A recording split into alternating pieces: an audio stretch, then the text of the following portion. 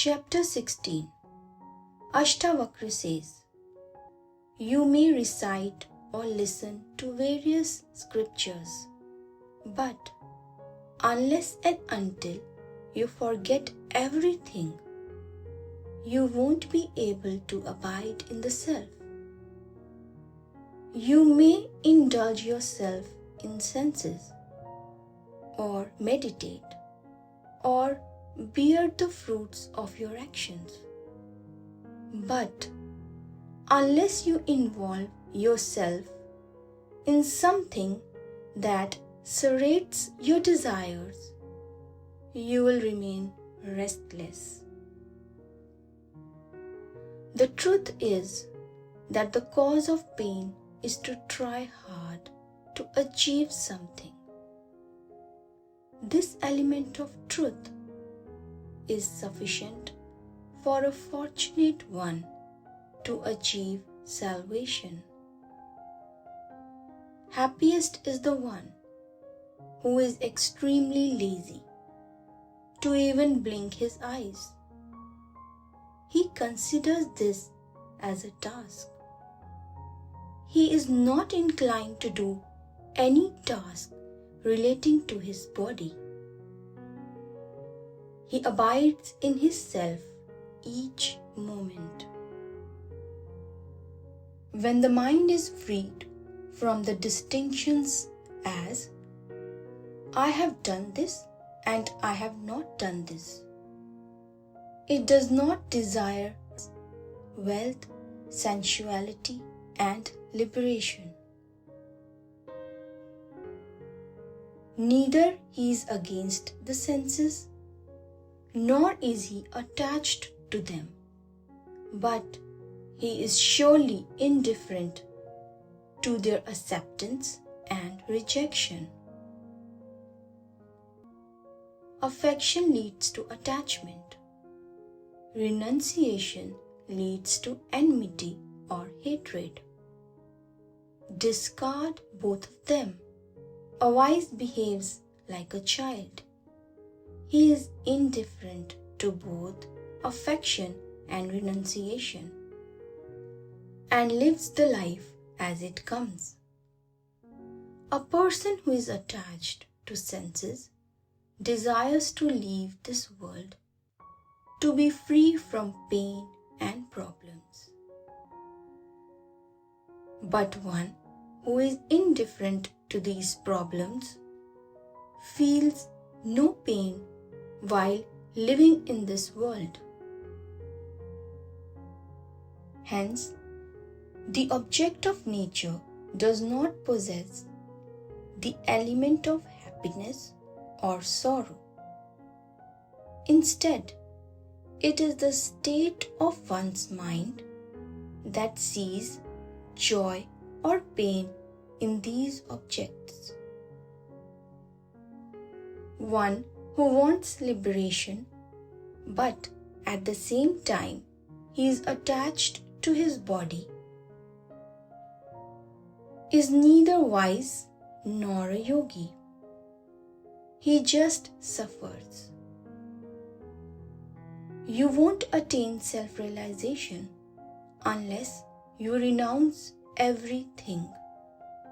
Even though Shiva, Vishnu, or Brahma themselves teach you. The only solution to attain self-realization is renunciation. Chapter 17. One who is satisfied with pure and clean senses and enjoys solitude bears the fruits of knowledge and the fruits of the practice of yoga. The knower of the self might seem to be indulging in this world, but in reality is never distressed. He is in oneness with the universe. On admiring the sweet essence of salaki leaves, the elephant no more likes the bitter leaves of neem. Likewise, these worldly pleasures are never admired by the one who abides in the self. Rare are those who are not attached to the several worldly pleasures or have no desire for the things they have already enjoyed. Both are found in this world. The one who desires for pleasures and the other who desires for liberation. But rare are those who desire neither worldly pleasures nor liberation. Only a wise is free from attraction or repulsion to religion, wealth, sensuality, life and death. He is great who neither desires for the end of this world nor is angry at its existence. Such a soul lives blissfully with whatever sustenance presents itself. Grasping all these words of wisdom, the one who is satisfied and with his mind devoid of any thoughts lives happily by just seeing, hearing, feeling, smelling and tasting. One whose ocean of world has dried up feels neither attached nor averse. His gaze is vacant, his behavior is aimless, and his senses inactive. In this elevated state, there is no awakening, no sleep, no opening or closing of eyes. What a great life of such a liberated mind! Forever calm and liberated, not a single desire can affect him. He is of clean, pure consciousness, free from all the worldly pleasures.